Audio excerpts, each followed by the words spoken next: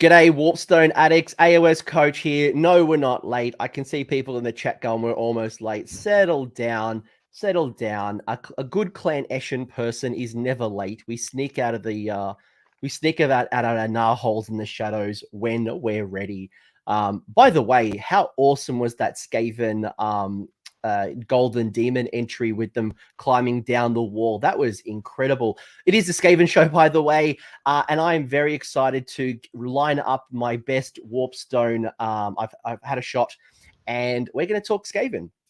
And I'm joined by Jacob Brendan, who is not only an incredible member in my Discord, who is leading the clans, but also you did incredibly well at the Nova Open. You went you top 8. So the way Nova works is that, you know, it's a big 5-game tournament, and then the top 8 kind of have like a knockout final. So you played in the knockout. So you are definitely on the council when it comes to Skaven. And we're going to talk a bit about your experience, how you're finding Skaven, what's working for you at the moment, and maybe get some tips and hints on how to start playing Skaven, and like we'll go into your list, but also how you think about it in the current edition. But before we get into all of that, g'day, welcome, introduce yourself. Hello, so I'm Jacob Brandon. I live mainly on the East Coast, and I play mainly up and down the East Coast, but I've been really active in the last couple US Opens. So I went to New Orleans, been at Adepticon, I've been at Nova, I've been to most of the major tournaments, and I've played in the US since like early 2011 in most Warhammer Fantasy and then AOS. So I've been active since then, and I think a lot of people recognize me. I was the U.S. Warhammer Fantasy Master in 2015. Whoa! If anybody remembers that. We have royalty here. It's funny, like we were talking just before we went live. I got into fantasy battles in like late 3rd edition, early 4th edition. But I grew up in a really small country town of like 10,000 people in, you know, in the middle of nowhere. So for a lot of my Warhammer history, and being a teenager, I never actually went to a tournament until Age of Sigmar. I never got a chance to play competitive fantasy battles at a tournament, and I would have loved to have done it because I'm a big Empire man, and as we know, Skaven and Empire have that relationship. You're always eating my cheese. You're always come up from the under Empire, and I got to play Skaven a lot because of the Isle of Blood box. Which, why are those rat ogres still unavailable? I will never know. They are the best rat ogres they've produced. GW has a bad tendency with the Skaven line of making really good models and then discontinuing them for some reason, even those were plastic. And unfortunately, I think everybody was really excited to see new Skaven models with the last book, because some of them are older than I am, pushing like 30. I think the Skyr Acolytes are pushing 33 years. 92, I think And they came out. I think 92, 93, I they think came out. 92, yeah, because they're a little bit older than me. And like even the Warp Fire Thrower, the actual one that's supposed to be played in game, is like early 90s. But yeah, the range is awesome. The amount of War Scrolls you have is awesome. But a lot of people still have it from Fantasy because there's so many models, and they're probably one of the, besides Seraphon, it's like one of the bigger War Scroll books that has basically maintained since Fantasy. So it's a huge crowd favorite. Yeah, and it was always a crowd favorite in fantasy battles. I got to play Skaven a lot, and you know, you're in a lot of the video games either as the main or the enemy. Skaven is just one of those unique IPs, and for me, like I look at these and I don't play Skaven. It's one of the armies that I feel like I should at some point because it plays well to what I really like. I love my Gits, and I feel like this is the Chaos Gits, and the Eshin and the Eshin and the Scryer in me, especially like Doom Wheels. I just like, if Doom Wheels ever got like good competitively, I'd probably run an army full of Doom Wheels. But I'm the same idiot that wants to run an army full of steam tanks.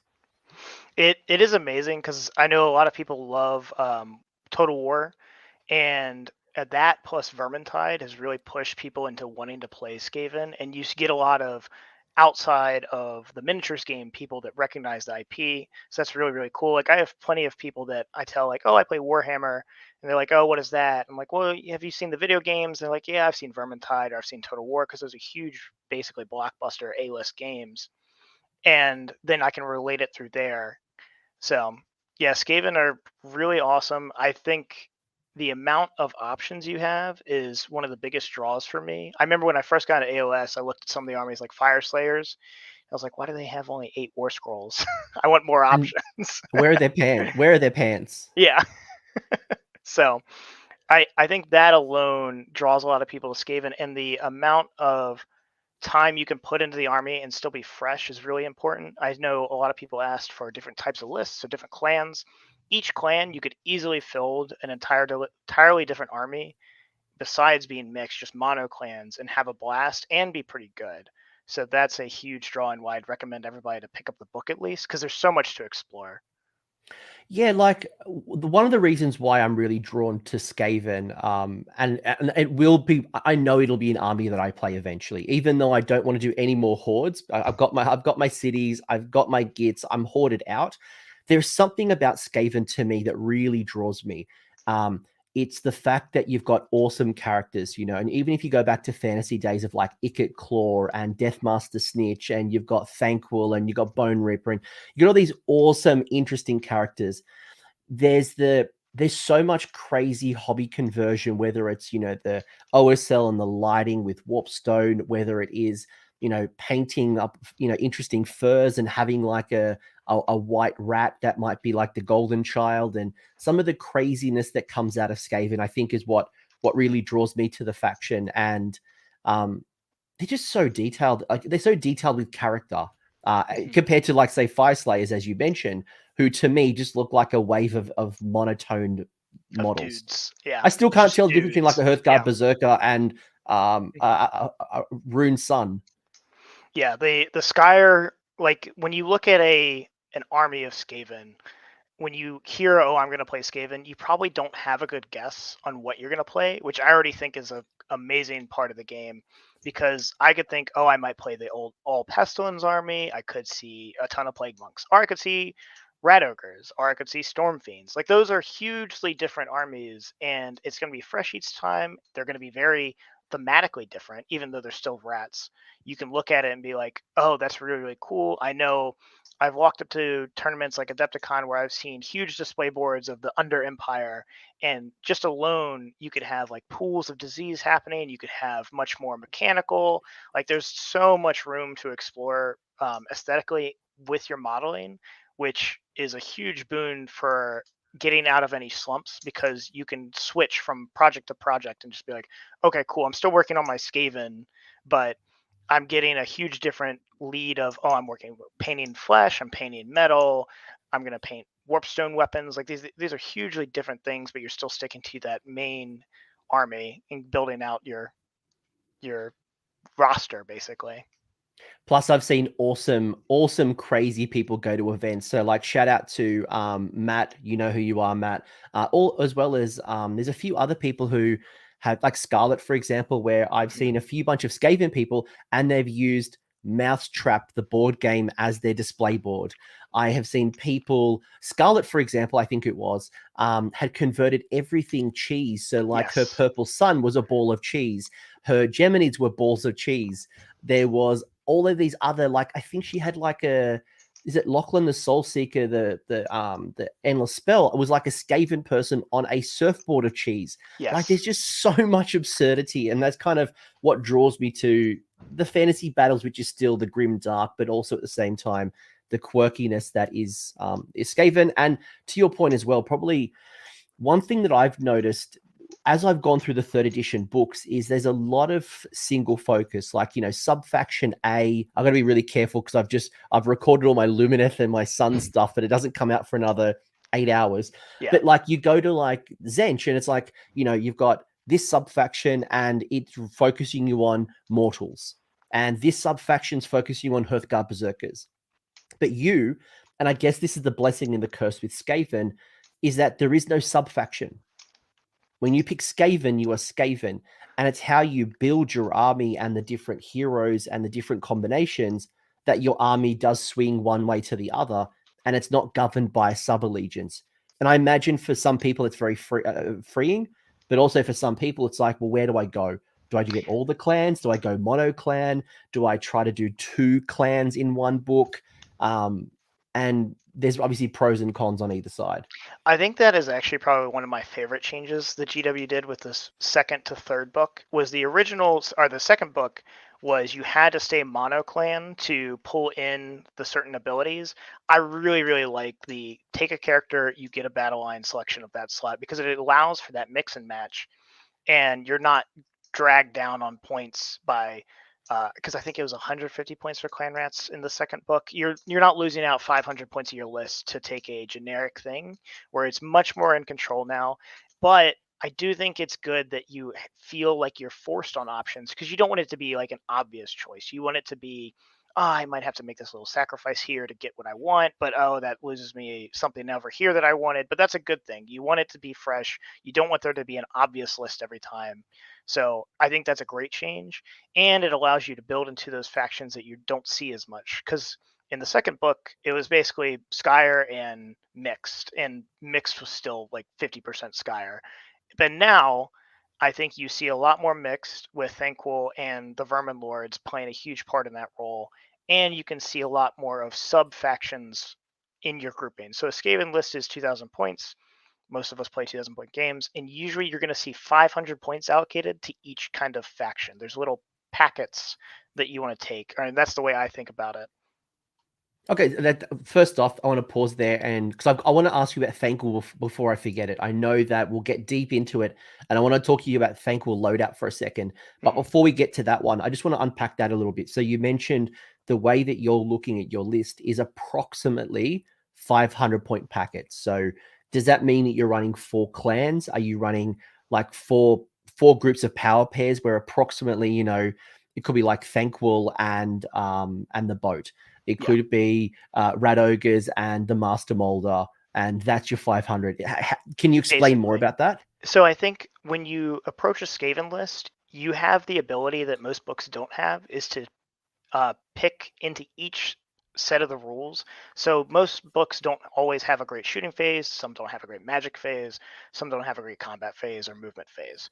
Skaven have the ability to kind of pick into each of those. So I remember a lot of people asked me after Summer Slaughter why I took a cannon with an engineer and 2 units of Jezzails, because it's 500 points and it fills that role of going first or second and providing long range threat. Boom. It's a small commitment. I have a solid grouping in my list, and that packet can operate on its own and work very well. Same thing with the gutter runners and a deceiver. It's a little bit more than that. It's probably more in the 700 point range, but it's your general, so okay, whatever. Again, it fills a role that I want on the battlefield, and it again operates on its own. Thankful in the boat is another 500 points, and each of these little packets give you an answer to the game. So Thankful clears hordes. I think, unfortunately, for Warpfire Throwers is the best loadout, even though it's boring. I think it's just always the best choice, because when you take something like that, you are planning to deal with an opponent's piece, and you want it to be at the best possible thing to deal with that piece when you take it. That was the follow-up question I wanted to ask you. And by the way, Gracia, I know it's late for the UK, so thank you for joining us. And while we'll get to this question, I definitely want to talk to you, because we were talking before the stream started that we're currently, obviously, if you're watching this live, you already know this, but if you're watching this, 6 months from the recording, we are playing in a meta with GVs or Gledian veterans, and things like bounty hunters are clearing your armies like a stiff breeze, and that's unfortunately a real penalty against things like clan rats. And I know some people really enjoy running those big hordes of clan rats, and then your Grey Seer on Screaming Bell has lost the battle shock immunity that it used to have, which is just another impact to that horde style Skaven that we used to have. So I do want to talk to my guest at some point very soon about how you look at the battle shock immunity, and does that mean that we go to does it mean you running more minimum size units? Does it encourage you now to go to more elite style Storm Fiends, Rat Ogres than you would the 80 to 100 clan rats? So definitely. Unfortunately, I think so.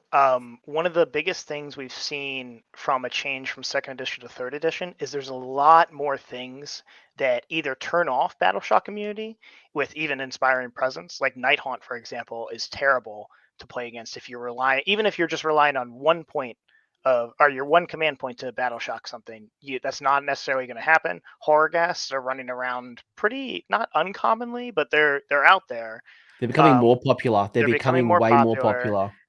So there's a lot of things that even if you are going to plan to play a horde and you're taking certain battle shock communities and planning that in, it's not the safest bet. And also, again, like Skaven really suffer with leadership. You have a lot of leadership for heroic inspiring, or the heroic recovery is not great on your characters because I think most are 5s or 6s, unless you're doing it on the Vermin Lords, they're 10s, but okay. I just don't think right now is the right time to go large units. I think the downsides are way too high, and I think Skaven operate just as well being elite. Yeah, you run into some losses, like you're going to lose some models through battle shock, but I think that's just part of the course for playing Skaven. You're going to have to be okay with that. Clan Rats recover D3 at the end of each battle shock phase, which is really good. That's a huge. I think that's the biggest change since the second edition that made them really good. Well, you also lost your bravery boost. So back in the day, for anyone who remembers second edition, for every 10 models, you used to get +1 bravery, and then Skaven used to double that. So that was another impact in addition to the bell disappearing, and then obviously the immunity to battle shock. Arthur in the chat calling out a really good point is the battle shock community seems to be only around the plague furnace. So if you want to be doing that style, then you want to be thinking about, instead of maximizing your clan rats, you're probably building around your plague monks around the furnace, and that's your horde. Clan Rats right now basically are just the best zombies in the game. Unfortunately, they are just bodies. I usually take the 2 units because, again, it slots into Expert Conquerors very well. They are annoying. They're going to hold you up against any type of orc player or any destruction player. They're a great screen. That's basically what their job's going to be. I don't think damage is the right way to go with them, even though it is really cool. There's a lot of attack buffs you can give them. You can Skaven brew them. You can, the Claw Lord can give them +1 attack. You can even take the Vermin Lord. They give them +1/+1. There's huge amounts of buffs that you can pour into them, but you're just going to lose way too many, and your payoff still is going to be way too low to make that work. So I think the elite units are better. Skaven is one of the biggest problems with Skaven is you don't really have an anvil to hold anything. Everything's going to be paper, but you actually probably have some of the best DPS checks in the game because a lot of your stuff is random, so it's really hard to calculate as an opponent to check to see if I can hold against this thing. A Warp Lightning Cannon is the scariest thing in the game because it can do 2 mortal wounds or 0, or it can do 12 just instantly to you. And there goes your big character. Yep. I we were talking before we went live. Since the new battletome, I've played Skaven at least 8 times. And it's been wonderful because every list has been different. Even though I've played the same opponent a couple of times, because we've been matched up at like our local RTT, or we've had a game outside. All of the different games, not all games by the same player, by the way, but I've played so many different versions of lists, whether it has been, to your point, lots of warp lightning cannons. And you mentioned that you aren't very good at being an anvil. You're holding a defense, right? But the way I see Skaven, especially with your style, is you can blow me off the board before I get there. So, and I'll give you a perfect example. I had a game against a insane person called Jaren, incredible, crazy person. He had 3 warp lightning cannons. He had like 6 to 8 rattling guns, had Jezzails. He just had all the mortal wound shooting. And it was either he was going to kill himself or he was going to kill me. And we're neck and neck at this particular point in the battle, and he's rolled nothing but 6, rolled nothing but 1s on his warp lightning cannon. So it's like 6 mortal wounds. I've got a dragon on 1 wound left going for his objective. He's on 1 wound left. It was unleash hell. He was probably going to kill the dragon. And if it wasn't for a rally roll of a 6 to bring back another dragon at full health, he would have just blown me off the board. Such a game swinger. And because he was just shooting off my army before I got there, that it wasn't 1-for-1. It was like his attrition was incredible. Mm-hmm.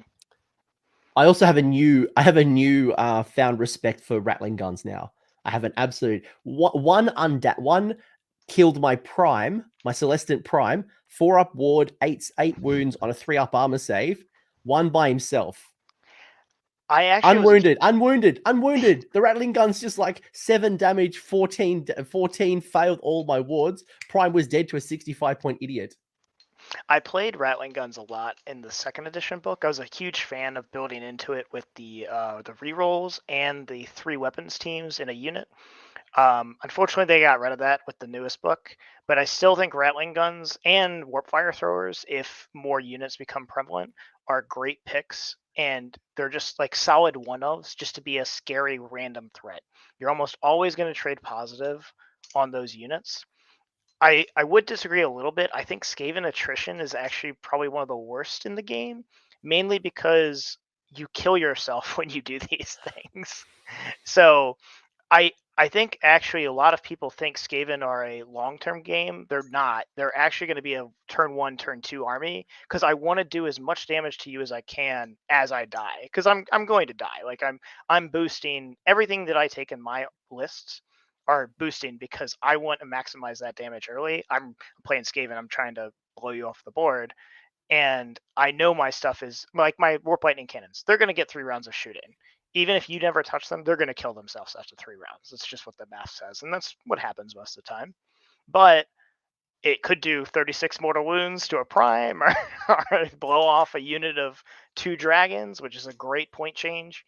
So And when I say that you are good at holding, it's not that you are a tanky Stormcast, Phoenix Guard. You're sitting on there and you can outgrind me. That is not the game that you play. It is that when I keep going up to your objectives, you are going to blow me off the board. yeah. And I remember this conversation with Jaren. We literally rocked up to the tables with each other, and he said, "Hi, I roll a lot of ones. This game is going to either end quickly for you or quickly for me.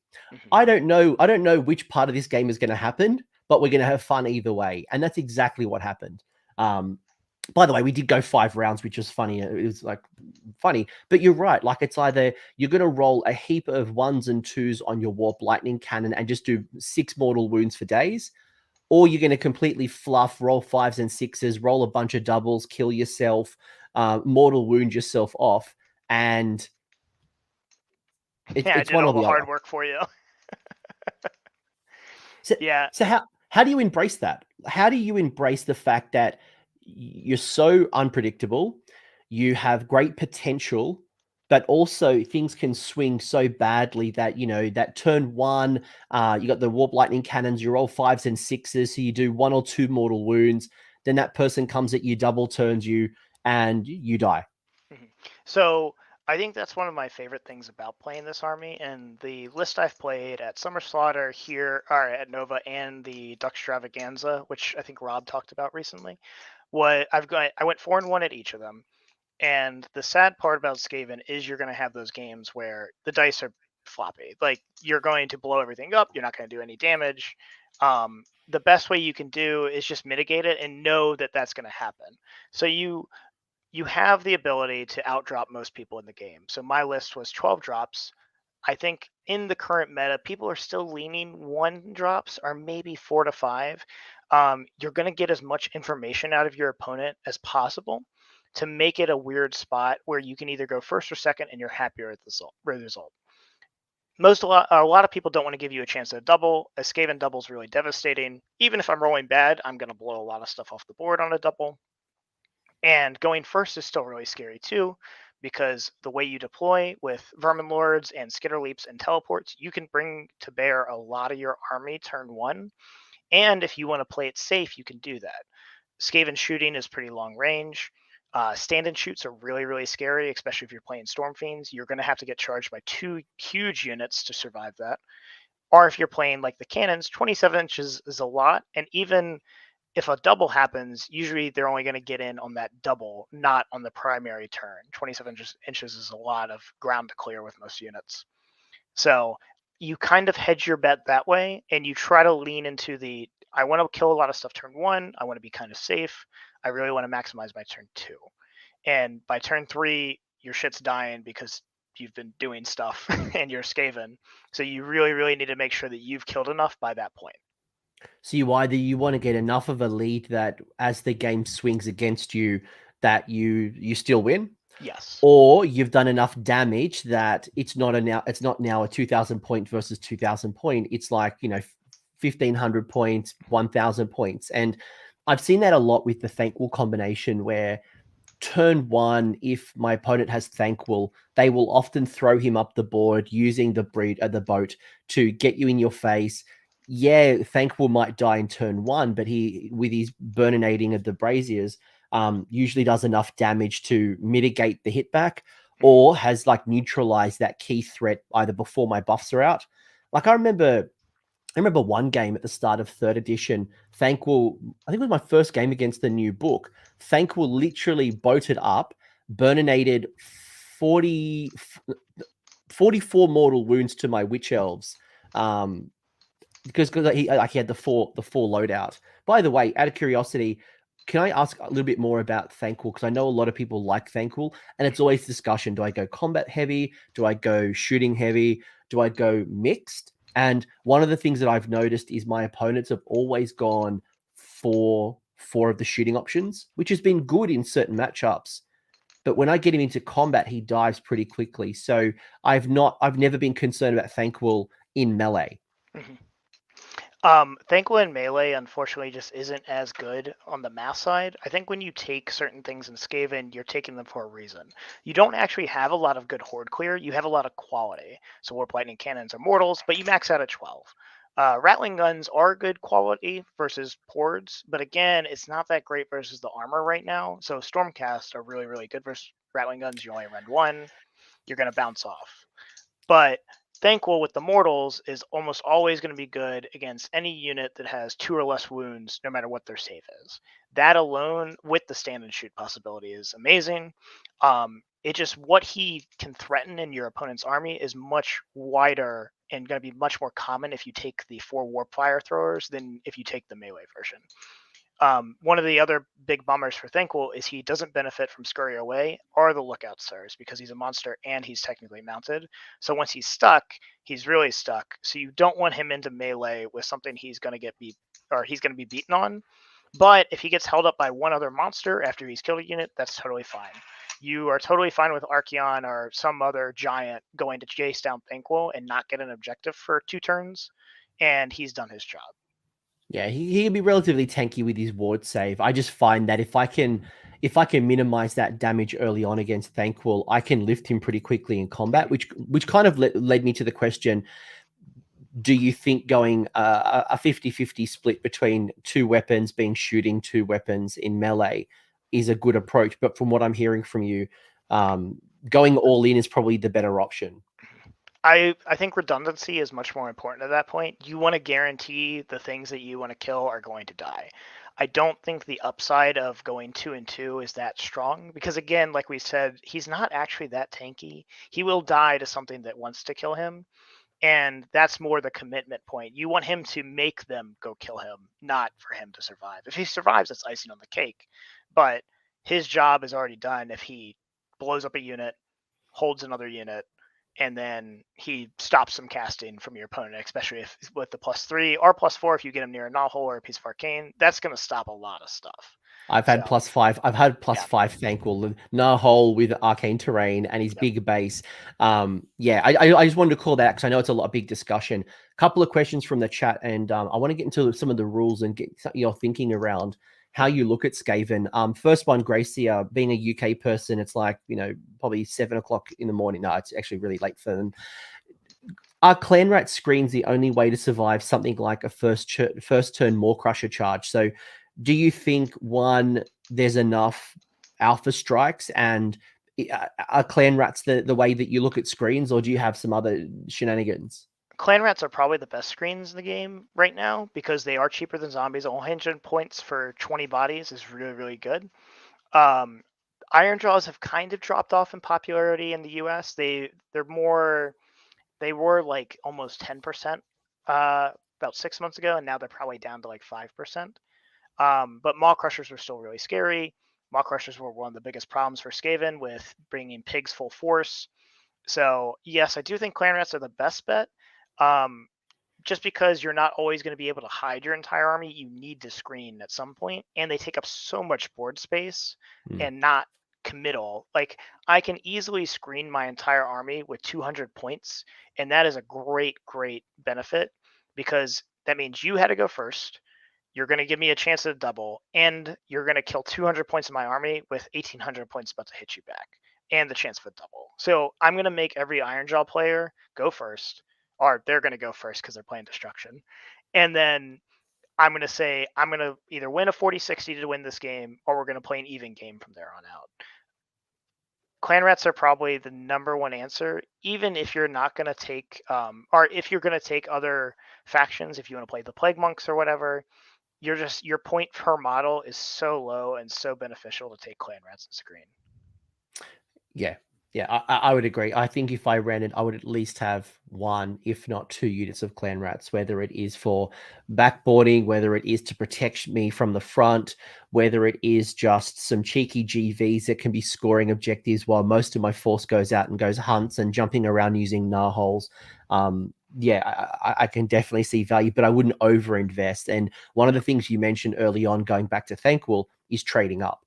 It's having that piece like Thankwall or your Vermin Lord or whatever your big tanky piece, your Storm Fiends, going after things and generating more value than you're giving away. Like, yes, Thankwall's going to die, but hopefully it destroys my key unit. The thing that's going to win me the game, that's going to hold the objective, that's going to punish me later, whether it's my shooters, whether it is some type of tanky melee unit, whatever it is. We're looking for early wins, and he stops the magic, and he can blow up units. So he did his job. He's going to be great. Almost every unit I take has that type of job where I want it to perform something early, and I want it to do it really well, and that's why it's in my list. Do you think they ruined Scurry Away? A question from the chat. I don't recall the changes between Scurry Away. I believe the old Scurry Away was just if you weren't a actually, I think everybody qualified for Scurry Away before. I don't mind it. I think the bells are the Plague Furnace, the bell, and Thankwall is a little bit weaker due to it, but Thankwall being able to ride the boat now makes up for that a lot. So I don't think that's a huge downside. I will take the boat change over the Scurry Away change any time of the day. And I think Scurry Away is one of the most powerful things in my list, or anybody who wants to run a Deceiver with the warps, or the Shadow Magnet Trinket. I think it's one of the strongest things this book has to offer in terms of ability to screw up your opponent. And Scurry Away alone is kind of like a pseudo ASF on most of your units, most of your characters. There's been a lot of games where if you screen with 2 Vermin Lords, for example, you basically gave ASF to the other one because he can run away on your opponent's sequence, and you can deny charges like that. For anyone who doesn't know what that means, what is ASF? Oh, ASF is an old fancy term. It's always strikes first. So there's an item that gives a Eshin character always strikes first. And because you are always strikes first with Scurry Away, you get charged by your opponent, and then you say bye. And you just get to move your 12 inches away, and they basically didn't charge you. And then it'll either go into your turn, or you have a chance for a double, or anything like that. It lets you control the swings of combat very, very well. And with 2 Vermin Lords, that's a lot of space to screen with that your opponent might not be able to handle. Well, we were talking about this before we went live as well, that I was talking about a game that I recently had where I got given first. Oh no, my opponent went heavy at me first, threw Thankwall up the board, threw a Vermin Lord up the board, very aggressive first one. I kind of fought out of my own deployment in turn 1. Then I was kind of on the counter attack in turn 2 to turn 3. And there was an example where I had 2 dragons going into a block of 6 or 4 rat ogres that were on an objective, as well as there was a Master Molder little hero. And I charged the dragons into the ogres. I charged the chariot into the Master Molder, and I did a couple of impact hits, but not enough to kill the Master Molder. And the stupid thing that I did is I went the dragons into the ogres, killed the ogres, but then when it was my opponent's turn, he just scurried away the Master Molder on 1 wound left, and then used the 3 up to bring back the unit, which which really, in hindsight, if I'd swapped that rotation and I'd hit with the chariot, sure, I would have killed the hero, but then the rat ogres would have swung back at the dragons and may have killed the dragons. So I guess the thing is you're forcing tough decisions. Damned if you do, damned if you don't. And as a player, that's a good thing to have. You want to force your opponent to make tough decisions.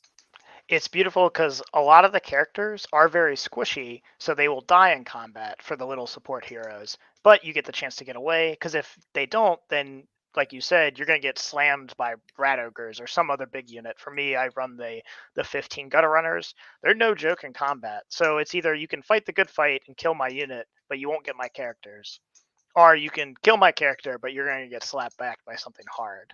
So yeah, and that's where trading up, having multiple threats is going to be key.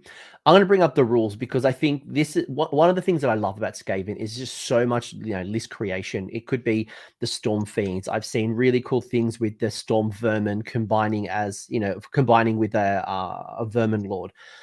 Acolytes and Jezzails are doing well at the moment. I haven't really seen a lot of Pestilence. I've seen some Pestilence, but not nearly as much as you used to see, especially in first edition when you actually had a battletome. Pestilence actually had a battletome. But I'd love to hear your perspective on how you think about the rules, right? So as a Skaven player, I've got a couple of key rules. You've got lead from the back, which is subtract 1 from hit rolls made by melee weapons by that target Skaven. That's not a monster. How do you find that? I mean, to me, I read that as I don't want my hero in combat anyway. It's just a last resort. If it happens to be there, it's a -1. It's really not that good, unfortunately. The biggest thing that I've gotten benefit out from this is when you have a little character. Skaven characters fight okay. They're not amazing. But when they're -1 to hit, it just gives a little bit more support. If you want to go in with a weak unit into another weak unit and then add your character in, they're usually not going to hit that character. And you're so squishy, you don't want to get hit because you're not going to be able to heroic recovery most of the time. There's not a lot of ways to heal Skaven characters. It's an okay. It's probably the weakest out of the things. Scurry Away, like we covered, is amazing. It gives your opponent tons of hard choices, and that's the whole point of this game. It's amazing to play around with. Can I just say one thing about lead from the back?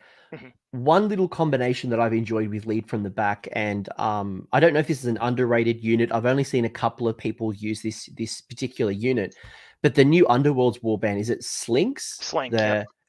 I love Slinks, that little unit doing mortal wounds. A great little. Is it deep strikes within 6? It is a 9? 6-inch deep strike. Yep, it's very, very good. Slink is very, very good. He is the perfect epitome of Skaven players, where he is very, very squishy and very, very aggressive and hits really, really hard, possibly. I've played with him at one major tournament now. I've left him at home at the other ones. Slink is probably one of the better choices, even though he is high variance. So you're going to get 10 attacks with shooting, 6 from Slink, 4 from the little dude. I forget their special names, the sling guy. You're looking for 6s for D3 mortals, and then everything else is basically a wound. So your ceiling is really, really high, but your floor and your average is really, really low. The 6-inch deep strike is really, really strong. That's why I played the Deceiver. But you are only 6 wounds on an objective at that point, because 4 and 2. And Slink actually has the great again, they always strikes first rule when he's next to his unit. So you don't really need the -1 as much there because you're going to get away anyway. Again, it's a nice little thing, but it's not going to keep your characters alive if they're getting hit by something hard. No, it's not a 3-up ward, but it's definitely it'll help just a little bit, or it might force your opponent to use a command. Like, perfect example, one of the last games I had played against Slink, he had deep struck and went into my general, who's like a 6-wound idiot. And he got the charge. Again, a charge of 6 is a lot easier than a charge of 9. Did a bunch of mortal wounds, and it was hard to grind him out as well. Unfortunately, fluffed the charge on the unit. But I think if the unit and the hero had charged, my general, again, the 5-wound idiot, which is hard to screen out 6 inches, would have died, would have made my command point generation. Well, I would have generated less commands. I would have lost certain abilities. So I just like that threat. But Yeah. I just thought that might be one example where lead from the back might work. I've had it come up with my Plague Priest that I run. I run one Plague Priest in my army. It does help with him since the Plague Priests are -1 to wound in close combat as well. So being -1 to hit and -1 to wound is a big deal. And basically what you think of it as, this may save me a round of combat. Think of it that way. I probably won't die to anything that's weak in one round. Like, he fought off a unit of Savage Orcs in the last game that I played because they went to, I think it's 4s and 5s at that point, and you just don't roll that many 4s and 5s, and if they do, then they do. It's okay. So you take every little edge you can get, but it's not something I play around. I don't try to maximize this rule when I build in lists. It's just a nice little bonus. It's a nice to have. It's a nice to have. And you got strength of numbers as well. So adding 1 to the range of melee weapons used by Skaven for every 10. So what are we talking here? We're talking our Storm Vermin. We're talking our Clan Rats. We're talking... Who else are you taking above 10? Gutter runners are at 15 when you take the 3-man. The sad thing about this rule is with the current rules of GV, it doesn't really matter. You're going to get most of those units into combat anyway. I do think the 30-man Storm Vermin benefit the most from this because being 3-inch range with Death Frenzy is a huge deal. But for everybody else, it's not really a huge change. It doesn't really affect any other units. Your Clan Rats get the GV rule. 15 gutters with the GV rule are going to get in combat anyway. It's the units that you want it to help are your Storm Vermin and your Rat Ogres, and they're not units of 10, so it doesn't really help them. Yeah. The Storm Vermin are probably the one big winner from this, but that's it. Yeah. So a couple of nice to haves, but I guess what I'm hearing from you is all 3 of those rules are not going to be, oh my gosh, they're so amazing, I'm going to build my list around X. I do think Scurry Away is an amazing ability, but it's not list worthy. It's more just your opponent can make a lot of mistakes, and this is a pitfall that a lot of people fall into. I didn't beat him with this book, but Anthony Trentinelli is done really, really well in the last couple tournaments in the US, and I beat him with the 2nd edition Skaven because of this rule. The ability for Vermin Lords to run away after combat and move 12 is a huge deal for grabbing random objectives. If people leave objectives behind their army open and you need that to win the game, your Vermin Lord basically just got a 30-inch move because you can move up your 12, you can make a charge, and then instead of fighting, you just run away again. So while you talk about that, actually, good question, good point, actually, from the chat from is it Quarus? Oh, it does help monks as well. Plague monks plague benefit monks, quite yes, a bit from it too. Yeah, good shout. I was just triple checking to see what their weapon range was, but yes, good shout there. I think with 20 GV will cover you, but with 30, I think the strength in numbers is the bigger deal. And in 3 to 4 months' time, if GVs ever disappear with the bonds of battle and we go into something completely different, you've still got this rule. So as opposed to, like, Beasts of Chaos running around loving their bonds of battle, but guess what? That could be gone in a couple of months' time. Yeah. One thing I did want to talk to you about, actually, before we continue on, is Gnarholes. We haven't spoken about Gnarholes yet. I imagine this is a very interesting predicament for especially a newer or an inexperienced player. I've got 3 assets. They've all got to be within 6 inches of a table edge. 8, I can't remember the rules. It's 8. It's 8. Yeah. How do you think about Gnarholes? Do you have a strategy? Are you putting 2 in your side, 1 on their side, 2 on their side, 1 on your side? Are you thinking about objectives? Are you thinking about offense? Like, how do you put, and obviously every opponent and battle plan and all that stuff is going to be different, but just what's some advice you give me with Gnarholes? So Gnarholes, I think you always want to put 1 on your side and 2 in your opponent's. The way I think about a Gnarhole is it's another trap that your opponent can fall into. The way I play is I like to see as much information before I make decisions as possible. So I'm the 12 drops. I try to put my Gnarholes at points where either my opponent has to send a unit to go cover it, which is great because now they're 2 units down covering my Gnarholes. Even if they're weaker units, that's totally fine. Or I'm going to threaten a couple bombs turn 1 with a Gnarhole. So something's going to teleport through, and I'm going to get a 9 for a nasty charge on something. That's really, really good. And then the 1 year deployment zone is super important because you want to get that +1 to cast on all your casters turn 1, and then you kind of explode out from there. The Gnawholes, again, are just, they're a huge bonus to this army, and you want them probably either within 3, well, they have to be 3 away from other terrain, but you want it next to another mystical or another arcane, if it's on the table, because this gives you so much dominance in either the magic phase, or if you're playing priests, the ability to get off a Great Plague is really, really strong, and also can be random outs, which your opponent can't really plan for. One of my favorite things with Plague Priests is Great Plagues are unmodified, are not, they're not unmodified 6s. So if you teleport a Plague Priest to within 3 of a Gnawhole and within 1 of a mysterious terrain, you get a 4-up for a Great Plague. That can be super randomly devastating to some armies. Yeah, I've had a couple of Great Plagues go off on me, and they're not fun. I was just thinking, like, another good use that I've seen Gnawholes being used is, you mentioned the Warp Lightning Cannons, right? Now, correct me if I'm wrong, they've got a movement characteristic. They've got restrictions on them. They only can move 3, so they are very, very slow. But another beautiful thing about Gnawholes is you can set up wild firing lanes with the teleports. Even if you're running an engineer, you have the ability to teleport a cannon. You can either skitter leap that engineer, or he can just run. You can auto 6 him to get 15 inches of coverage and be able to blast away at somebody. So there's a lot of things that let your opponent fall into pitfalls turn 1 that the Gnawholes enable, and it's really, really hard to play around them.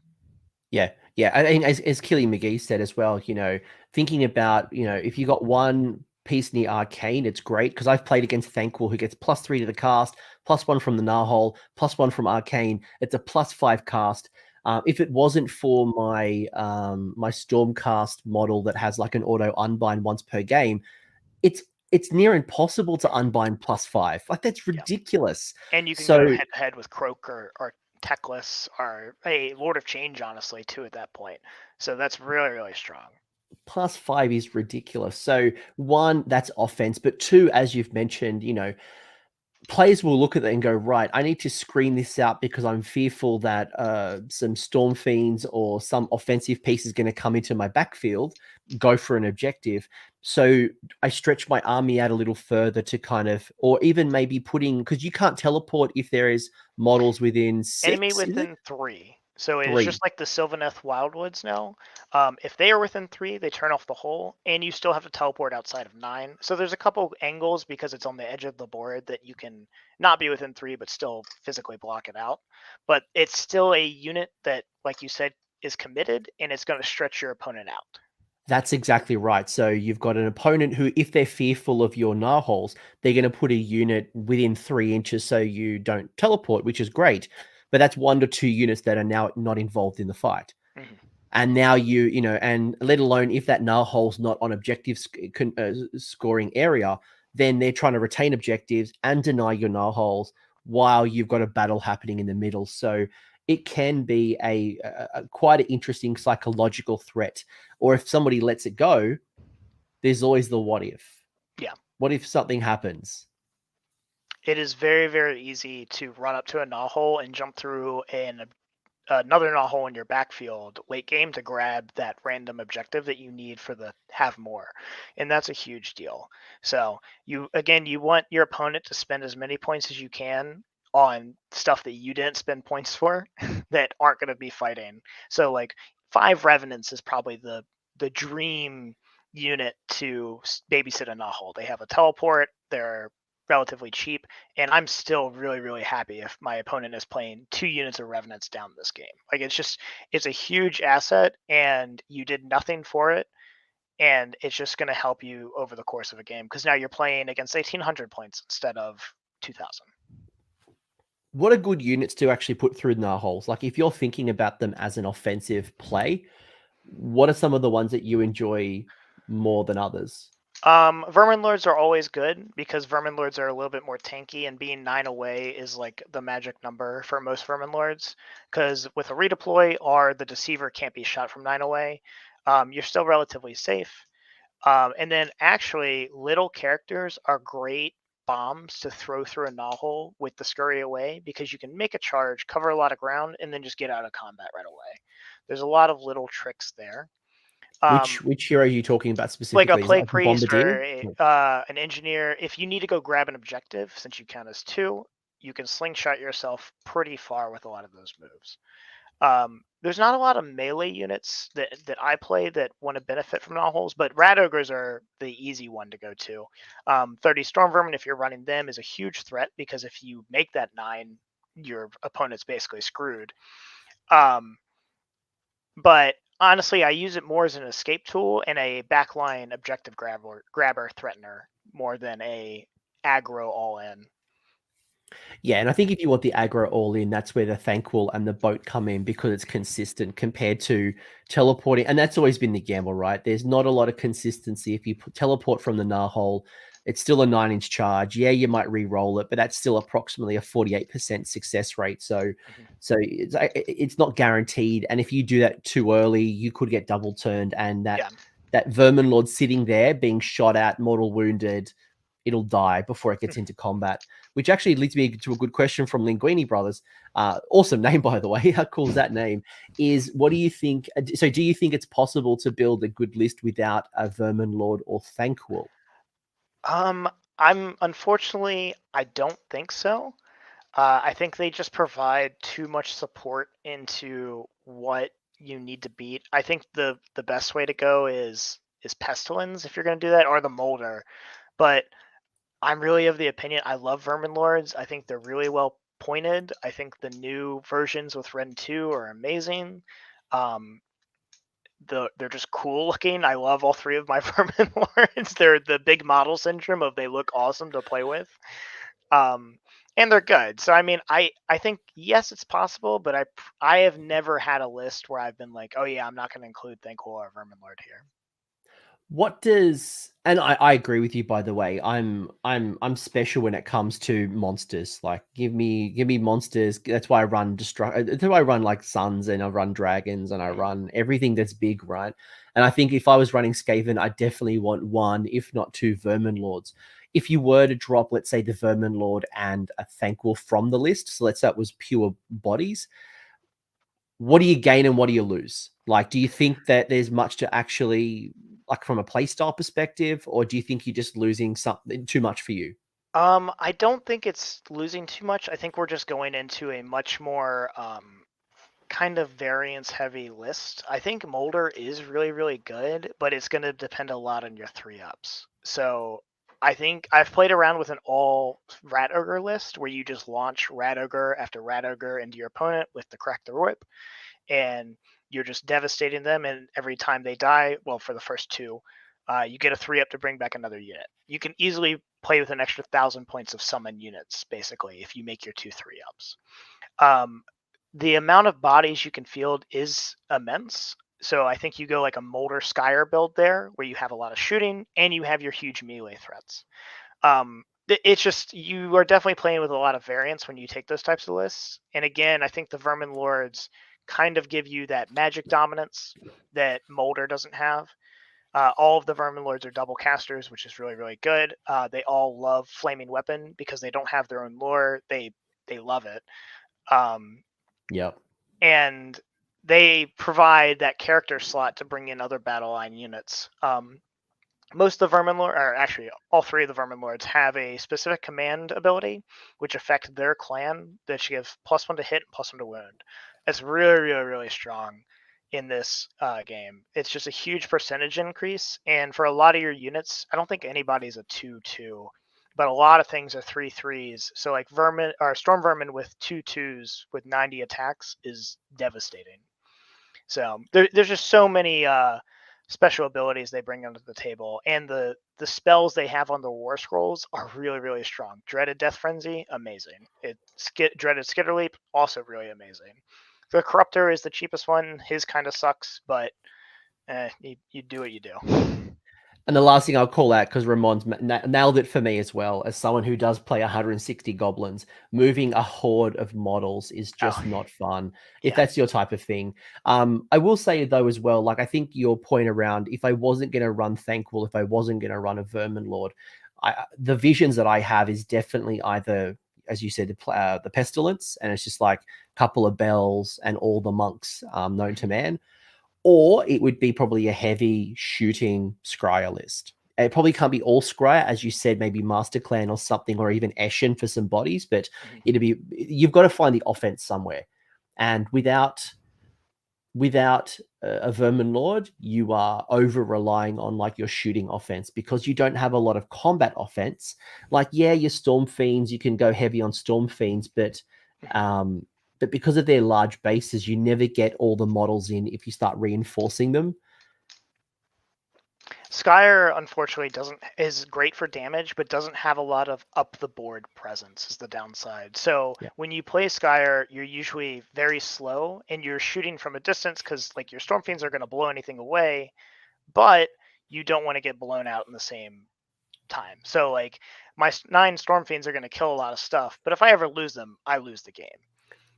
Yeah, so. I've played against lists where it's like 9 Storm Friends, and once that unit of Storm Fiends are gone, it's like the army crumbles because you put so many points into that unit of 9. Speaking of spells, we talked a little bit about spells. Do you have any favorite spells and prayers? Obviously, we won't go through all of this. It's not story time with Coach, but like, are there ones that you really like? Are there ones that you're like, I need to definitely have a Gracier in my list because I want Skitterleap? You know, do you try to get all of them, or I don't really have spells that I fall into for the generics. I do think a Gracier with Death Frenzy is very good, but that's going to be dependent on the list you're playing. 13 inches Holy is really hard to achieve for Skaven past turn 1. So if you want to take Death Frenzy, you're usually just going to take the Warbringer and then throw those units up the board because you get D3 instead of the 1. And it can affect heroes instead of just units. The other 2 are okay. Scorched is pretty bad, but Skitterleap is also another great thing. Skitterleap is not as good in this game because you have your gnaw holes for turn 1 jumps. And if you're taking a Deceiver, you just have a better Skitterleap. So Graciers are okay, but they're really support pieces that are not always going to be great. The Skyer Wizards, really all I take is Warp Lightning Shield. It's just to prevent myself from dying. The other 2 are dependent if you're playing Storm Fiends or not. More Warp Power is very, very good. It's still really good compared to the last edition, which was rerolls instead of +1/+1. But it's really only good on Storm Fiends because the D3 wounds is going to kill a lot of things and trigger battle shocks for the rest of your units, like Jezzails. Jezzails are already 2s and 3s, so they really only get +1 to wound. Cannons don't benefit from it. If you do it to a character, you're going to kill your character. Doom Wheels, I guess, can benefit from it, but you're only going to be able to cast it once on turn 1, and then your Doom Wheel is going to be too far. Yeah. So, and Doom Wheel's a single unit, so you've got one. Yeah, you got one try at it, and it's like you can all-out attack if you really need to for half that bonus without any risk. Yeah. The Pestilence stuff is really good because you're playing much more in a bubble. But I really just take the Rabid on my Plague Priest for the +1 attack on my Corruptor the turn I throw him in. It's really, really easy to do. It'll be on a 2-up when you're next to the hole. Great. And then after that, his generic prayer that Plague Priests have are just as good, honestly. It's 4-up for D3 mortals on a point within 13, so kind of a 16-inch range. It's reasonable enough to cast that on the other times that you're not wanting to. Or he can cast Rabid on himself for +1 attack. He can go in and clean up a weak unit. I love that there are so many different variants to this. It's like when you look at this, there's some really good lists and there's really good ideas, but it's not like there's the one single, like you look at Daughters of Cain, everyone wants to get Mind Razor off. So you wait for Mind Razor, you hold that Unbind, you're ready to go. But here, there are so many threatening abilities and so many threatening spells that there's so much list diversity, which is what I really enjoy. Good question as well, speaking probably from our Vermin Lord conversation. I guess this is the other swing, right? So somebody asked, what happens if we don't run any Vermin Lords? What if we run all the Vermin Lords?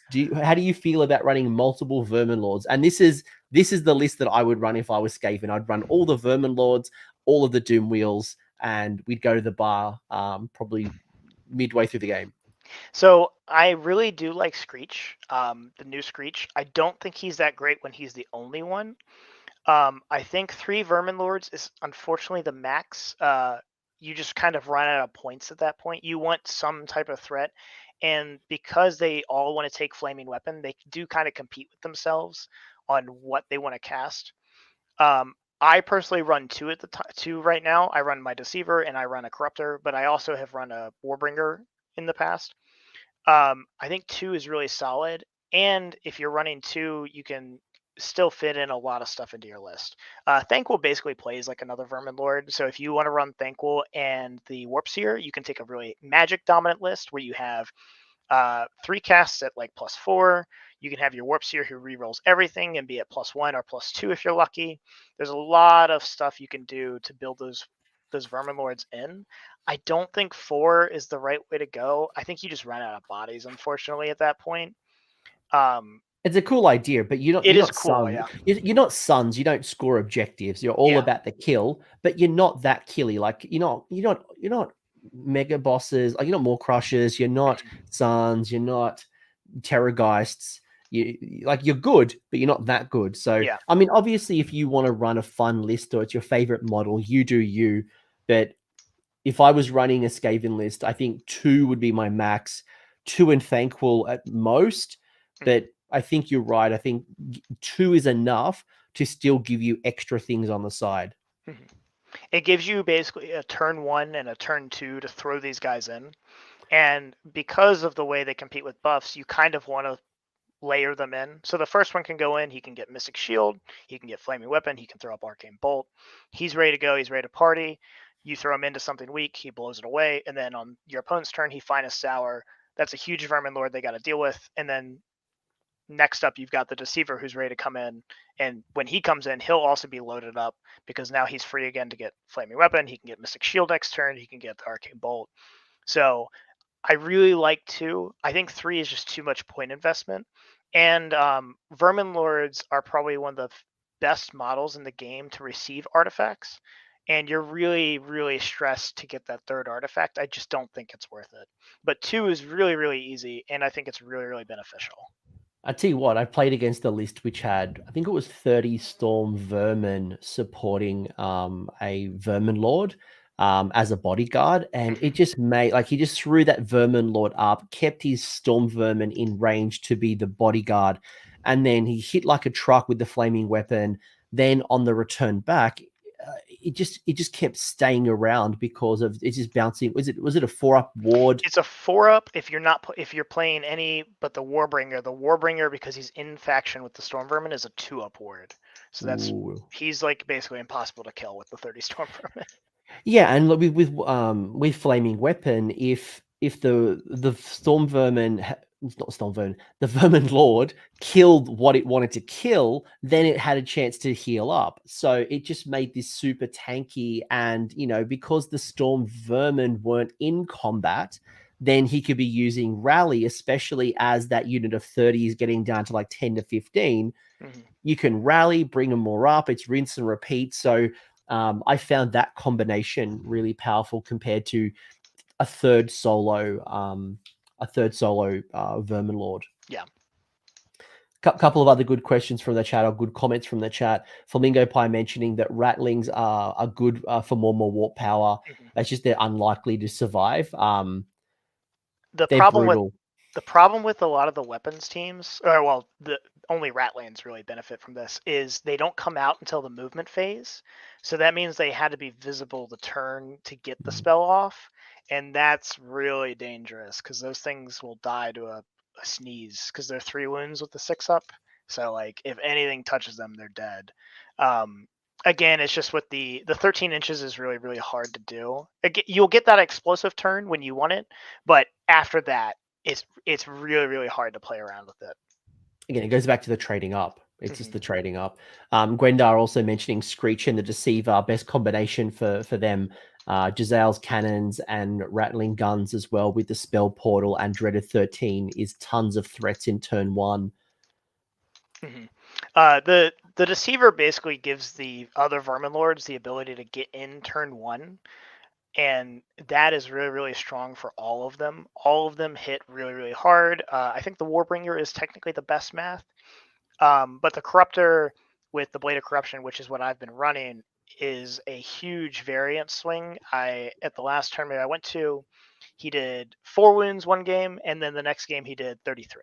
So there's a huge swing on some of those Vermin Lords getting in, and you'll usually kill whatever you get in with. Again, you can have Arcane Bolt, you can have a Stomp ready, so you're doing some mortal wounds, and then you'll have your weapon. Screech is also really good for this. Again, they're all, relatively speaking, putting out like I think 13 to 14 wounds on average with just their attacks. I think Screech is a little bit more, and the Warbringer's a little bit more. But that's going to eat through most like medium-sized units, or even they're going to clear a small unit, and then they have to be dealt with. They're going to be buffed. They can have Finest Hour. They all kind of operate in that same field. So I really have been fine with all of them except for the Warp Seer. The Warp Seer is just the lowest of the tier, but he serves a different role. So you don't have that in your list if you're going to play that way. And that's the key, right? Like, what is it that you want this unit to be doing? And I think that's where, again, having too many of them could be like, well, yeah, it's a great idea, but what are they actually doing, and how are they going to help me win the game or enhance my army? A couple of other burning questions that I want to get into your list is, one, how do you find these grand strategies and battle tactics? Are you finding that you use them, or are you sitting more in your battle in the General's Handbook? So I'll do the grand strategies first. I think they're all terrible, honestly. Sadly, they just don't really work with Skaven. Your stuff's gonna die, whether your opponent killed it or you killed it. It's really hard to keep 3 heroes alive, and also because they're different sections. If it was just keep 3 heroes alive, it would be a lot easier. But it's really hard to qualify for a lot of these, and then also keep all 3 characters alive. I just don't think you ever take any of these. They're almost impossible.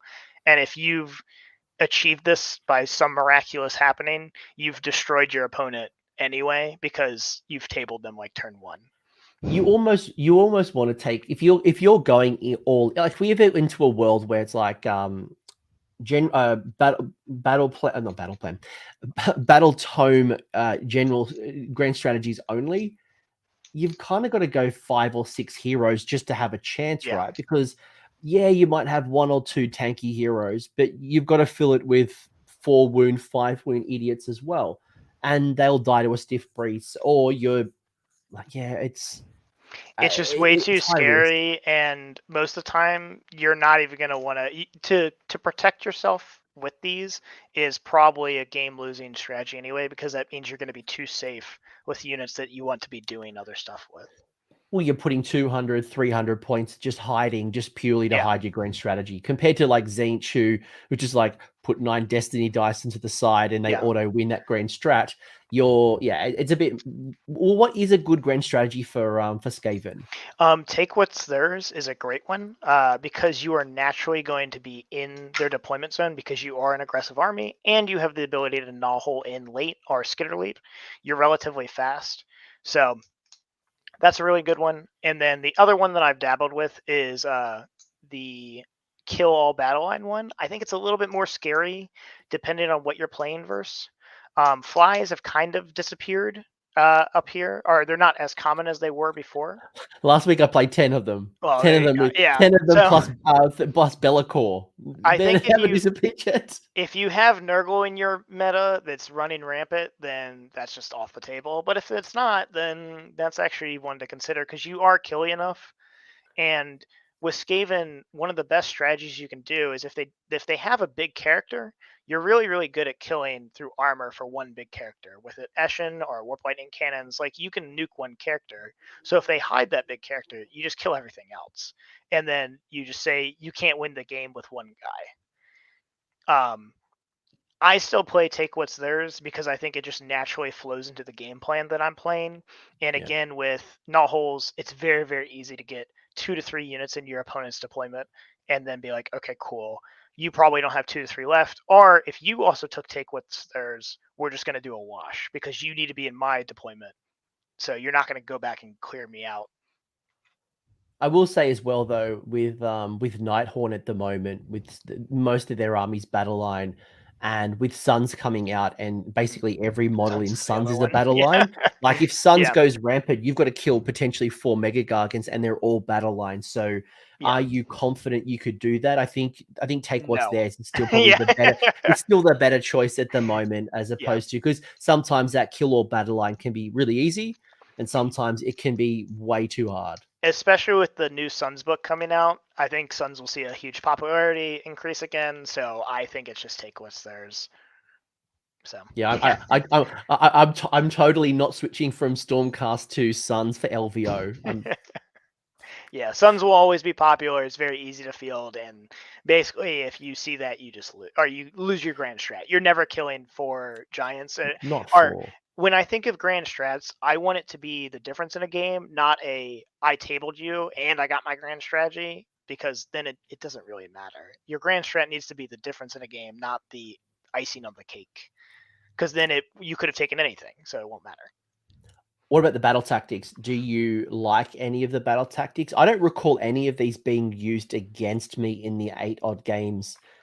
So the battle tactics are a little bit more unique. They're not really something that's always on the table. So when you build your list, usually you get one of these on the table during a game. So I play Skyer and Eshin. The Eshin one is okay. You need to kill a hero that has 10 or more wounds that doesn't have any wounds on him. Very possible, but it's a little bit harder and it's a little bit scarier to do. And your opponent doesn't always qualify for this. So that's okay. It's a nice little thing to have. The Rat Ogre one, if you're not playing Rat Ogres, you don't even qualify. I don't think the Rat Ogre one is very good, because even if you do qualify for it, you need to heal the 3 wounds, and that's like 2 dice rolls normally, and you could just flop. So that's a little scary. The Fire more is probably the best one and the easiest one to do.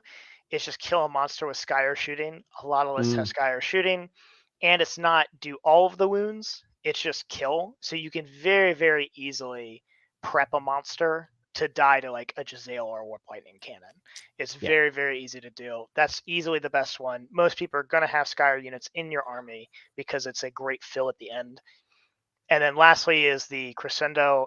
You're only getting this if you're playing Pure Pestilence, basically, because you're never going to have 3 Plague Priests without Pure Pestilence, I don't think. So again, that's a list decision way beforehand. But it is an easy battle tactic if you go that way. Yeah, I've played against an army that was heavily going into the Great Plagues, and they wanted to have like a 50-50 Pestilence and Scryer, and the Crescendo worked really well for them. But if you just had 1 Plague Priest, if you just had like 1 or 2, it's clearly off the shelf. But you're right, like Fire more is a perfect one, and where I've seen it done really well is you're not picking a monster who is basically fully healed and trying to kill them. You're chipping away at them throughout the round, and maybe turn 2, turn 3, because you're so unreliable, it's hard to look at a 14 wound monster and saying, yep, I'm going to pop you off this turn. I'm going to blow him off this turn, yeah. But you can just leave him on 1 or 2. Perfect. Be like, I can easily find the 1 or 2 somewhere. Boom. Especially like if you pick a monster hero of mine and you pick that particular battle plan, you know for a fact I'm going to be healing. I'm going for that hero recovery, so that makes your job just that little bit harder. That it's a good little one. But you're right. I think the Rat Ogre one's a bit questionable for me. The Eshin one's a little bit questionable for me. Obviously, Crescendo, as you said, it depends on the build. Yeah, you have to be playing a specific build to even qualify. So. Which leads me to your build. This is the build that you ran at the Nova Open, and I hope I captured it correctly, because Discord plays around with some of the asterisks and making sure that you had your Warlord battalion. But you have gone 12 drops, so you have not played the drop game, and I think you've already made some really good comments on why battle regiment for you is probably not that important. Being able to like outdrop your opponent, seeing the cards that they play, being able to counter respond, and ultimately, like, you don't see a lot of Skaven armies really needing to go first, because you've got long range threats as well as you've got some combat punch. So you can do things regardless of going first or going second. But You've gone take what's theirs. You've gone inspiring. You've got yourself 2 Vermin Lords, one being the Corrupter, one being the Deceiver. You've got a loadout, and people can read on the screen the loadout. You've also got the Plague Priest, the Warlock Engineer. You got 2 units of Clan Rats, 15 Gutter Runners, 1 Lightning Cannon, 2 units of Jezzails, and Gutter Runners for 1980. So 106 wounds. And a great little combination of Flaming Weapon. You've obviously gone Flaming Weapon twice for redundancy. And then combinations like, the Blade of Corruption. How does this work? Is this your 500-point little pockets kind of coming together? Yep. What's it do? What were you worried about? Probably is the other part as well. Like when you went into the Nova, were there particular armies you're like, I've got to handle Nurgle, I've got to handle Nighthorn, I've got to handle... What you're thinking here? So I think the scariest things for Skaven players are usually going to be Seraphon and also Giants. Giants are much more dependent on the matchup, or I mean the mission. So Skaven are really, really good at spreading people out, but unfortunately, Prize of Galay and Realmstone Cache are really, really, really hard for Skaven because if you play Giants in that scenario, they can just take up early space. And like we talked about, you probably can't kill 4 Giants in a game. You can kill 2, maybe a third. And they are great targets to be stretched out. They can't really guard gnaw holes that well, or if they do, they need to try and knock it over, but they're still going to guard it for a turn. That's great. That's 1/4 of their army. But for these types of missions, it is really, really hard to play Giants because they're going to sit in an objective. You're not going to be able to get it. And was that a worry of yours though, given that this was Nova about a month ago? there are several Giants players who I know are very good, and I believe 2 of them were 4-1 going in the last round. I know 1 played on stream, I think. Scooter barely beat 1 before he got into the finals. But Realmstone Cache was the 4th round, and that was the make or break turn. Silksteel was right after. So Silksteel, I've crushed Giants every time, but Realmstone is really, really scary for those types of matchups. Just the lower scoring games where your opponent doesn't need to spread. It's really, really rough if they have better board control, which Giants are one of the few ones that do, because they'll outnumber your expert conquerors. So who were you worried about? Like when you're going into Nova and the local meta or the current meta, at least in America, I know I've been thinking about like, how do I handle Nighthaunt, especially Scarlet Doom with their little castle and the mortal wounds on the charge and retreat and charge. Nurgle, at least for me, is still very popular at the moment, and Flies especially. It's not just that one list I played. Nurgle is still very powerful at the moment. What are the lists that you're thinking about, and again, how does this respond? Seraphon Thunder Lizards are probably the worst matchup for this. Seraphon with the minus damage is really, really, really strong against everything in your army. Both the Vermin Lords are damage 2 base, but with Flaming Weapon they can get to 3. But because they have Slans, they're usually going to beat you with the +3. So your Vermin Lords go to damage 1, which is really, really bad for both your Vermin Lords. They're just not going to battle out against Stegodons that well because they're damage 1. So even the damage that does get through, it's going to be reduced. And then the Warplock Jezzails are also damage 2 base. You can pump them to 3 with the Warpstone, but again, they'll go back to 2 because of Thunder Lizards. And again, you're just not doing as much damage as you want to get through. You're really going to lean heavily on your Warp Lightning Cannon, and it needs to pop off turn 1 or 2 because it's going to get commented to make sure it dies by turn 2. It's going to take an extra 2d3 mortals, so it's really only going to get 2 shots most of the game. Yeah, and that Warp Lightning Cannon, I've never seen it run as 1. I've always seen at least 2, if not 3. And that's because, and if people haven't looked at the Warp Lightning Cannon, it's a fascinating war scroll because you don't actually roll the hit or to wound. You roll the dice, and that's your power level, I guess. And then you roll a bunch of, is it 6 dice? You roll a bunch of dice, and anything that's 6 above... base, and then because I have an engineer, I can bump it to 12. So you're rolling 12 dice, and if I roll a 2 on my initial roll, then every 2 up is going to be a mortal wound. Mhm. But if I roll a 5 or a 6, which I've seen plenty of times, then you're rolling those 6 to 12 dice going for 5s and 6s. So really you get a couple of mortal wounds at best. And a roll of a 1, you take damage yourself, right? So Yes, you take D3. So you'll usually, because of the engineer with 12 dice, you usually will kill yourself after 2.5 rounds. But with Seraphon and the Comet, you're going to kill yourself after 2 for sure, or they're going to finish you off with Comet. And then the last bad matchup that I did think I had was Tzeentch. Caleb, I played Caleb and Anthony. I've played Caleb twice now. He's beat me both times. The first one was much more narrow than this one. But Skaven really, really love to get their magic off, even though it's deceptively like unimportant. Like Mystic Shield on a Vermin Lord is a really big deal, and same with Flaming Weapon. So when they stop those things, your potential just shoots downwards, and they're all these nice to haves that you just won't get versus those people. Again, you lean much more heavily on your shooting.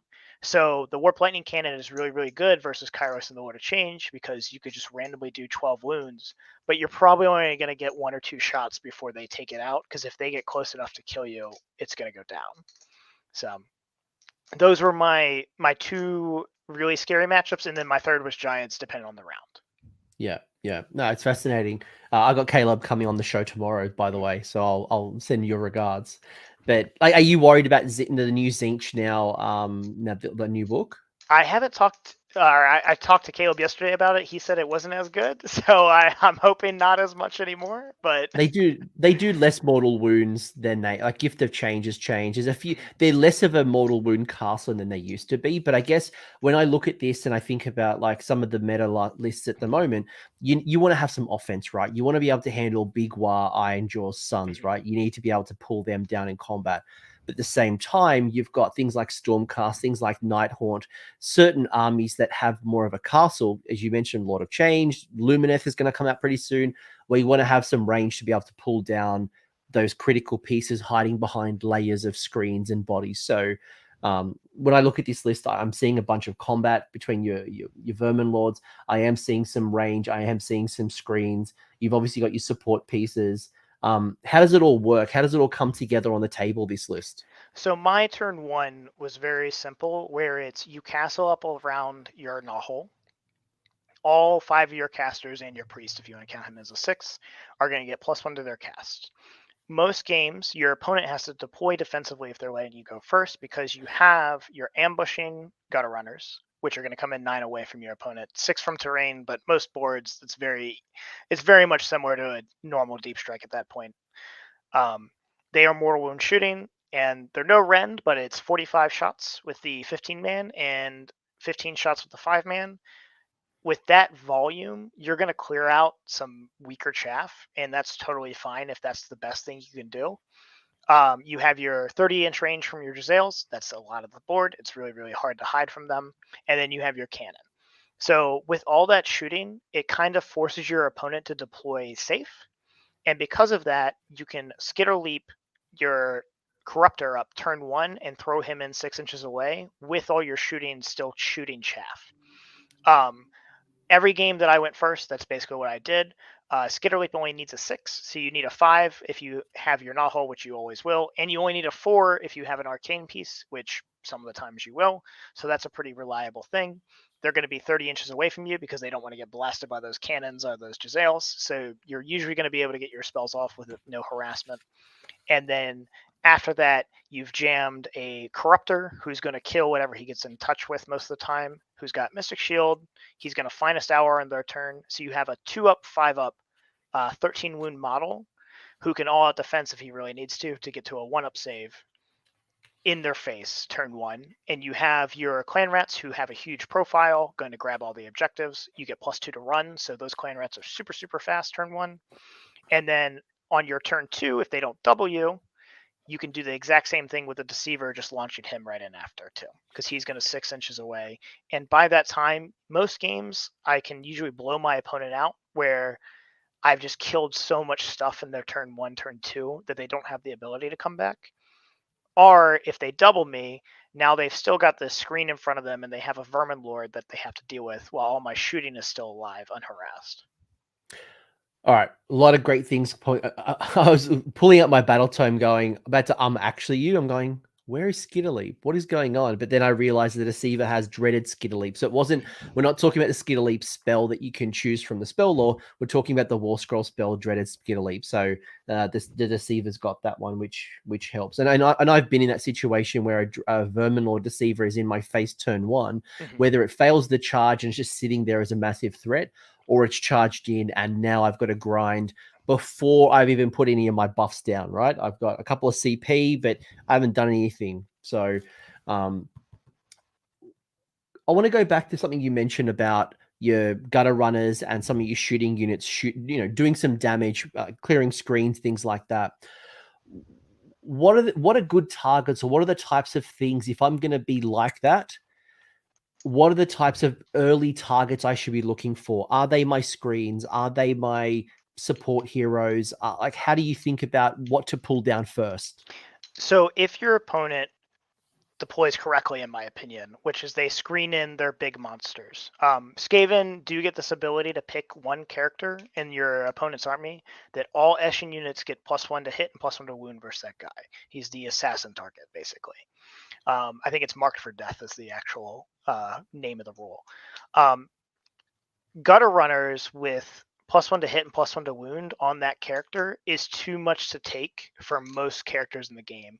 I usually can kill a Maw Crusher or Kragnos pretty easily with all these models because the Deceiver can get into you with the 6 inches if I really need to. And with the mortal wound shooting from Gutter Runners, 3s and 3s with mortals on 6s is just a lot to really fade. And they can also always charge you on a 9 if I really need to. So How many a lot attacks of does the Gutter Runner do? Like, they have 3 with the shooting and 2 in combat. So it's so three attacks each. So what's that? 45 attacks. 45 with the 1 unit. One mortal wound for 6s. So what's it's that? usually it's about 7. It's just shy of 7. So it's just 7 mortals on the shooting, and that's if only the 15 shoot you. If the 5 shoot you, also it's going to pump it to 10. So, and then if they charge you, it's going to be more. But also the little the other hits that get through, even if you're 2 up, you're looking at 3 to 4 more wounds just from that. So they're going to nuke most characters, and that's with a 2-up save. I'm not counting in wards, but that's enough to neuter most big characters. And if the Deceiver catches you on top of that, he'll definitely finish off most models. I don't think there's hardly any models that can survive all of that altogether. Which was going to lead to my next question is, and Josh, I'll get to your question in a minute. If you're going to throw up your Vermin or Deceiver 1/5 of your army aggressively in turn 1, again, what are the types of targets? What are the things that you're looking to do with the Deceiver? Is it to tank up and just be an absolute threat and pin the opponent down? Is it to pull down the things that the Gutter Runners have chipped against? Again, talk to me through your logic. So the Deceiver can do everything. Honestly, I just want him to kill something turn 1. Because of the Shadow Magnet trinket and because he'll be always strikes first, the Shadow Magnet pops at the start of the combat phase. So you can pop it on your turn 1. You will always strikes first, so you basically get to go with 2 units before your opponent does. So both Vermin Lords can get in, or the Deceiver plus the Gutter Runners, or whatever. If you do that, you will probably kill what's in combat with the Deceiver because you've either chipped away with the Gutter Runners or it's chaff and you're going to nuke them anyway. Your opponent then goes. Your Deceiver stays always strikes first until your next combat phase, and because of the scurry away rule, even if he's in a bad combat, he can still jettison himself out 12 inches, and he's not able to be shot within 9. So if your opponent doesn't have magic, and they can't surround him, which he's a big base, so it's pretty hard to do, he's pretty much just safe for 2 turns, no matter what. Because a lot of people don't have always strikes first available to them to get to him before he can just run away at the start of combat. Yeah, I know when I've handled that type of thing, it's because I've had volumes of, I've had a lot of shooting for, adjudicators who do a lot of shooting with their crossbows, dragon's breaths and things like that. So I've been able to pull it down. But for the average person, outside of the combat phase, 1, you've struck me and you've already done significant damage, but 2, they probably don't have enough volume and just types of damage to be able to pull down a deceiver that's in your face. And again, he can't be shot from 9 away. So most units, if they can get within close enough to trigger the redeploy, there's chances you just get out of 9, or at least half of dragons. Say there's 4 dragons coming at me. If I roll a 4 or a 5, only 2 can probably shoot me at that point. And then I'm fine with getting shot by 2 dragons. They're going to do maybe 4, 5 mortals. I'd have a 5 up ward. I'll take 3, whatever. Unless you're me who rolls 1s and 2s for days. Oh, well, I'll take nothing. Yeah, and does nothing. Fine too. It does nothing. Yeah. I do that all the time. It's the worst. Josh asked a really good question, and I'm pretty sure I know the answer on this one. It's and this is probably, as a Suns player, one that I was really disappointed on the change, is when you do smash to rubble on a gnaw hole. Correct me if I'm wrong, you can still teleport because it doesn't shut off the ability of the gnaw hole. Yes. Right? So the ruling, I have my book right here. I believe the rule terminology is it's just a friendly gnaw hole, and it keeps its word of being a gnaw hole, so you can teleport into but not out of, because you've lost the ability to trigger the whatever you would want to call it, the rule of the gnaw hole itself to get in, but you can always get out. Yeah, it's got some bizarre stuff. I'm pretty sure. Yeah, that was my understanding. I have to relook at the words. It's a bit silly. I liked it when it was just like you lost all the abilities. Yeah, I would like it to be clean and just be a piece of rubble at that point, but that's not how it works, unfortunately. But yeah. Manny asked another good question, which was around, you've talked a lot about the reliable damage coming from things like your gunner runners, right?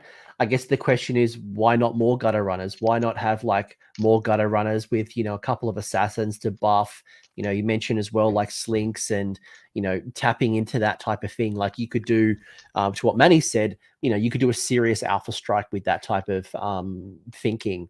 What's your comments? I used to run Slink with this list. The only change out for Slink fitting in here is you take out the Plague Priest and the other 5 gutter runners, and that becomes Slink and his crew. So I played that at Summer Slaughter. It plays very similarly. It's a little bit more aggro turn 1, but you lose a little bit of consistency on your Corruptor. The Plague Priest gives the +1 attack to the Corruptor, so that helps a lot with his consistency. And the Plague Priest gives random outs with the Great Plagues. Like Great Plagues can randomly just swing a game. Like 2d6 mortals to an enemy unit is huge. The 5 gutter runners math out to about the same as Slink's crew on average with the damage. So I thought about, okay, is a Plague Priest better than Slink? Well, sometimes yes, sometimes no. Slink is probably going to do about the same amount of damage over the course of a game as 1 Great Plague. Will I get 1 Great Plague off? Most games I will. So that was my change there, because I like the +1 attack on the Corruptor more to average out his variance.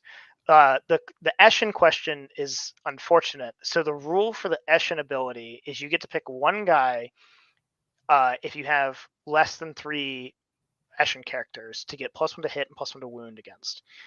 That applies for all attacks. If you take the 3, it doesn't apply to shooting anymore. It's only for combat. The shooting is much more important for the +1/+1 than the combat is, because most of the times you're only really caring about 1 or 2 characters to be marked for death anyway, because those are the characters that would survive a normal attack from any of these units. Like a 5 wound character is going to get nuked by the gutter runners anyways, because like we said, you're averaging 7 mortals with your normal, and that's just from your 6s. So you don't care about the +1/+1 then.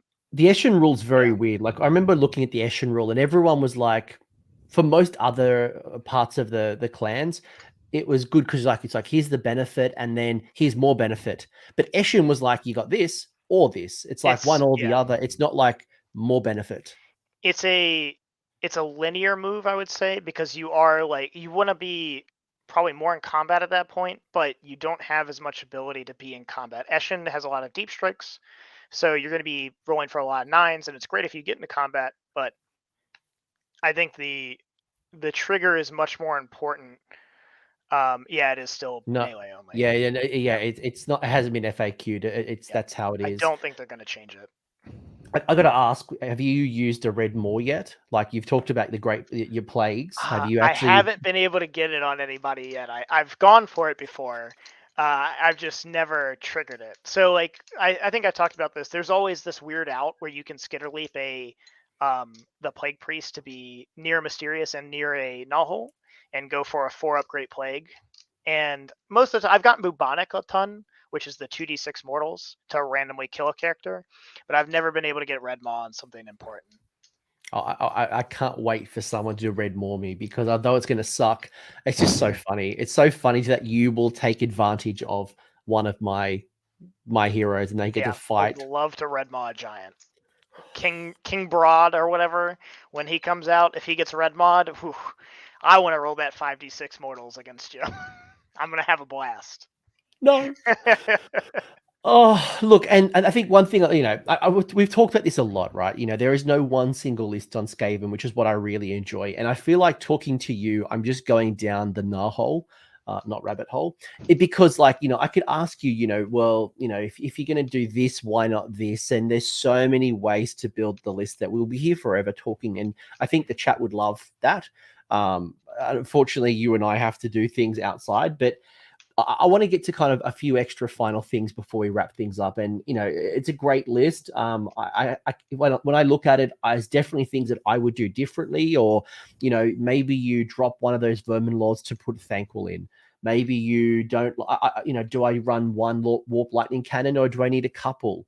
And then do I bring in the engineer to make sure that they get the extra? Is it a reroll? No, what's the engineer do? Double shots. So double shots. Normal 6 and engineer boost to 12. You know what I mean? And there's so many little tangents that you can do, right? And I think you've got a great mixture of models that you can go either way. You could go more into the pestilence, more into the molder, more into different avenues, or you can have a bit of a mixed bag as you've done. And I think one of the ways that I like to look at lists is I don't like to go all in on one, because I don't like the idea of going all in on, let's say, Rend, or all in on shooting, and then I come up against someone who just does it better than me, and I feel powerless. I want to have tools to be able to respond to the different types of aggressive shooting, magic, mortals. Like I want to have tools. That's I want to outplay you that way. Skaven, is you play in all the phases, and you're pretty good if you want to be the best at any of those phases. In the current iteration, would you run a incarnate in Skaven? I don't think so, because the incarnate is just too many points for the Skaven list. I think you could run an incarnate instead of the Corruptor and a Plague Priest, but I think it kind of plays pretty much the same way, with some downside. So the incarnate is really good. I just don't think it changes the playstyle that much, and it's probably just as good as the way I play it. The incarnate's ability to stick 2 rounds is the same basically as that Corruptor, because that Corruptor, again, like I said, can be at a 1-up, 5-up. Most things aren't going to be able to kill that 1 round. So it's going to serve the same purpose. I also really hope that the incarnate gets nerfed or taken out of the game soon, so that's the other reason. yeah, Autumn nailing it there. Ban the incarnate. Look, yeah. I love the idea of the incarnate. I have the old incarnates of Beast and Fire from fantasy battles. I love them. Beautiful, but they're just way too powerful. It definitely needs to be closer to the 500. And when you chip damage and they pass the battle shock successfully, those wounds need to carry over. There's some jank that needs to be closed out. If assuming that you are someone that wants to run your incarnate in Skaven, I could definitely see the +1 attack boost helping the Deceiver and the Corruptor. I could definitely see ways where you could use it as your offensive threat in a Scryer list, where you got all the mortal wound shooting and you throw your incarnate up the board to tie them up, and you pew pew pew. What else? I'm sure there's a couple of other ways it could help you. Storm Fiends as a different threat, But, you know, would I automatically put an incarnate into a Skaven list, and would it be automatically better? No. So I think it's similar, which is still a bummer. But again, I'm just hoping for it to get nerfed or banned or something. So yeah. I think the roles it serves are found the same in other things. So I guess if you play, like you said, I think a pure Skyer list would benefit from an incarnate if you didn't go Storm Fiends, because you're just running out of points of that.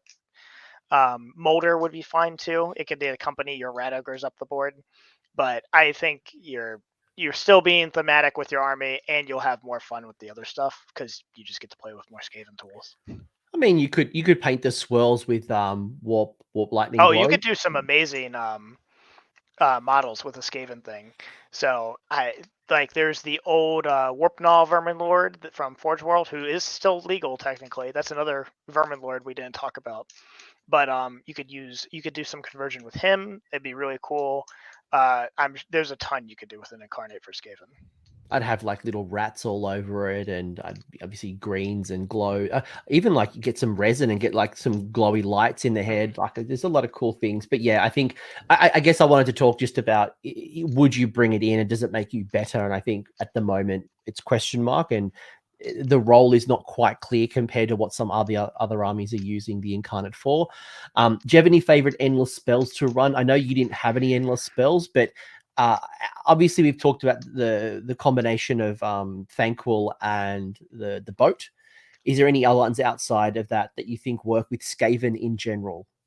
If you want to take a Warp Seer Vermin Lord, I do think a couple endless spells are really good.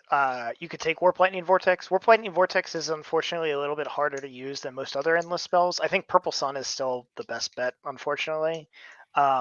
The other two, the Bell is not very good, and then the Vermintide is really cool, but it's too easy to play around.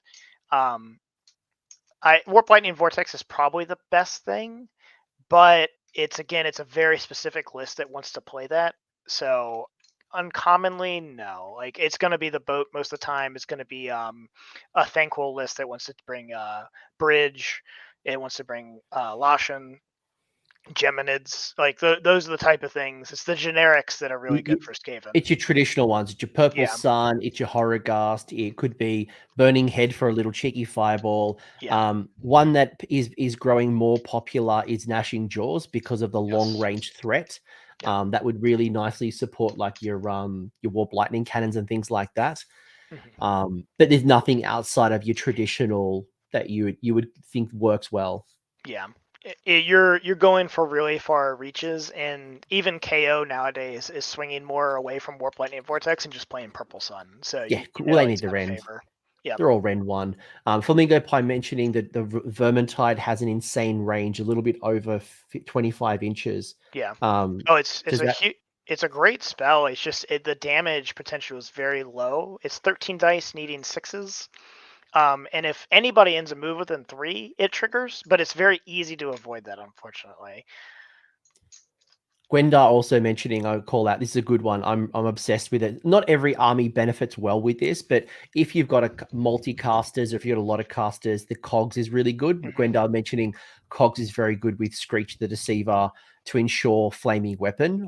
Probably a good shout, especially if you are going to throw 400, 500 points up the board immediately using, Dreaded Skitter Leap again with the 13. Vermintide and Swords. Swords is another good one, actually. We probably don't see enough play with the Quicksilver Swords shutting off wards, especially with the amount of chaos and things like that. But yeah, the specific Skaven spells are just not very strong right now. Yeah. All right, couple final questions, and I'm going to make lunch. How do you deploy? Basically, the clan rats are going to screen. Gutter runners are always off the board. They always come in turn 1. So really, you have your shooting battery, and you have your 3 characters, being the 2 vermin lords and your plague priest. They're going to sit around your knothole. Your shooting battery is going to sit 30 inches away from R27 for the cannon, from the closest target that you want to blast away. And your clan rats are going to stand in front of it to shrug off any deep strikes or any alphas. And I think my deployment is always the same against every opponent because you have so much board presence with the clan rats, and I always want to threaten them turn 1 in case they make me go first. So do you castle up or do you spread out across the board? I can castle up around the knothole with all the characters. 12 inches is a lot of movement for vermin lords, but the clan rats are basically going to cover the entire frontage of wherever your army is going to be. So that or a semicircle if you're playing something else. That will be enough. If they're going to be able to like turn 1 charge you, you're a bit more castly. But if you're not as worried, you can be a bit more lined out. The clan rats are always going to run turn 1 since they're so fast. They're minimum 9 movement with running, and you're 9 to 14 from there. So you have a lot of spread that those clan rats are going to explode out and grab all the objectives. So it's pretty similar from there. Shooting is going to be 3 inches back from there. And it's almost always the same. It's this castle bunker of shooting your casters ready to pounce if they come into you. And if not, then you get to explode out through your null holes and your teleports. Do you deploy on the line of the battle plan, or are you... The clan rats will. Yep. Yeah. And just to call out as well, some good list teching there, or some good play there. So you said that there is a 3-inch gap minimum between the clan rats and all the other stuff, right? So if someone charges you, they're not going to be able to reach out even with a 3-inch attack. Pile in makes it really difficult. You're still protecting those squishier shooters or magic casters to, yeah, I like it. Yep. And 30 inches and 27 inches with the cannon and the Giselles are still enough to cover the table, basically. There's not many deployments that they're not going to be able to reach out and touch something, even with that 3 inches back. Yeah. Yeah, no, it's good play. Again, you can't take the hit. And if you're going to take a hit, limit the amount of damage so you can respond appropriately. 2 final questions. Number 1, how do I beat you? And the counter to that is, I guess, as a Skaven player, how do I not lose? Like, what are the linchpins in the army that if you die or if this happens, what do I need to kind of avoid? So Skaven players have the ability to high roll you at any time. I think that threat makes a lot of players play way too safe, or they'll play way too aggressive. And you want to kind of find that middle road where if you think you're going to play an aggressive army into me and you have to go first, you need to deploy a little bit farther back to make sure that I don't make you go first and have to jam into clan rats and not do anything. I want to make you play a short game with me by either forcing you to go first and just facing the music, basically, or I want you to let me go second, still get into you because of all the teleports and the aggressive stuff, and then give me a chance at a double. So I think if you want to beat a Skaven player, you're just going to have to fade some scary rolls. I think every time I've told somebody for a Warp Lightning Cannon, the whole point of that Warp Lightning Cannon is it's there to threaten characters. If you're 28 inches away to avoid that Warp Lightning Cannon, you're not doing anything. So I'm totally fine with you hiding if you're not going to contribute to the game. But if you face check that Warp Lightning Cannon, let's say you deploy 18 inches away and you go first and you run straight at me, I'm probably going to get one shot, and that one shot better be good. Because if I roll a 5 or a 6, then that Warp Lightning Cannon was terrible, and I did 2 mortals with 100 or 250 points, which is great. Like that's a great trade for you. There's going to be games I roll 1 and I blow your character off the board, but you have to kind of lean into that. There's going to be a lot of scary moments where that Skaven player can do 50 damage to you, and then they end up doing 2 and you win. But you need to make them have it. Yeah. Yeah, it reminds me a lot of when I play Gits, right? And I love running like the Colossal Squig and the Mangler Squig. And the Colossal Squig does a lot of damage. It also has a 4d6 move. Yeah. And my opponent will be like, tell me about your army. I'm like, look, I can charge, what, 24? Yeah. Or I can move 24, or I can move 4. I don't know what my dice are going to tell me today. So you and I are both going to learn. And what I found interesting with my opponent is they always thought about 24. Yeah. They never thought about the median. They never thought, look, on average, you're probably going to hit what on 4d6 is like, I think it's 14 or something. Like, they're like, okay, well, average is 14. It's like, no, they always go to worst case scenario, which then either they push their army entirely back, they start splitting things out, and they do ridiculous things that they would never do normally. And you're right. Like, from my experience playing against Skaven in this new book, a lot of it is, look, something's going to happen. Like, for me to stop Thankful and his boat is pretty difficult for most opponents. So Thankful's going to burninate something. The question is, how do I limit the burnination? Yeah. How do I trade and give you something because your Vermin Lord with the dreaded Skitterleap is going to hit something? Yeah. But how do I make sure it's the things that aren't going to, I need to score the objective that's going to need to hit you back harder. And it's about giving up something and knowing it's going to happen and embracing the randomness. I think it's like, again, I've been shot off by so many Warp Lightning Cannons. They run 3 at me. Something's going to happen. Yeah, stuff's gonna have to die, and you just need to make sure that when it dies, you can still capitalize on what you have left. Yeah. Question from the chat, and then I'll ask my final question: Is there any ways? Do you have any tips on making the bell right? If I could change the war scroll, yes. We're As of talking right, about the Gracier bell. the Gray Seer on Screaming Bell is one of my favorite models. I have I played Malifaux, if anybody knows what Malifaux is. I have the Pied Piper Hamlin riding my Screaming Bell. I love that model. It is an iconic model. It's one of the oldest models because the old Screaming Bell was that little wagon with just a bell on it. It looked hilarious. Screaming Bells are really, really cool, really, really iconic. This new one is terrible. It is absolutely terrible. It is probably the worst scroll in the book, point for point. Because even like the crappy little rat swarms serve a purpose of being cheap and just being models that can go grab stuff. I think the bell is just unusable, and it's not even close. The upside from the bell is really cool, but the fact that even the best case upside fails 1 out of 6 is really, really bad. Are you talking about the cracking of the bell? The cracking of the bell to get an extra Vermin Lord, it's a lot of work to do it, and the best case scenario, it's still because if you roll that 1, you just lose. Like you just spent 380 points or whatever, and probably more to try and support that bell to get a free Vermin Lord that didn't happen, and you're not really doing anything with that. The bell is not good, so it's not really doing anything until it gets that Vermin Lord out anyway. What is he, a double caster at the moment? He's gone back to double caster with Crack's Call, which is a movement damage spell. It's just not good. It's sad, but I wish it was not so. I loved running a bell. It's in the case behind me, right there. Yeah, look.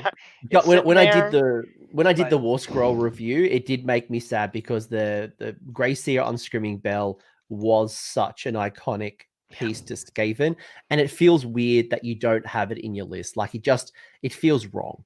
I think it's wrong that you don't have it, and it's wrong that you're not running Doom Wheels. Please, Skaven, run Doom Wheels. I love my Doom Wheels. They're also sitting right here. But the Doom Wheels are fun and memey. The Screaming Bell is just bad. Final question, and thank you again. This has been awesome, Jacob. It's been so good to kind of get into your head, and again, Skaven is such a deep and it's an interesting book that we could talk forever and go, right, let's break down Pestilence, and we could do different parts of this. But if you got to add one new War Scroll, a whole new thing, what would it be? I actually really I play Total War. I think a new hero rat ogre would be really, really cool. There was the Blood Bowl rat ogre from Forge World who's holding the chain and ball like mace. He looks awesome. If they ported him over to AOS, I think he would be an awesome character to have, because Molder is kind of the lesser on the characters. It's basically just master molders, so they definitely could earn a slot of a rat ogre character, and I think that would be awesome.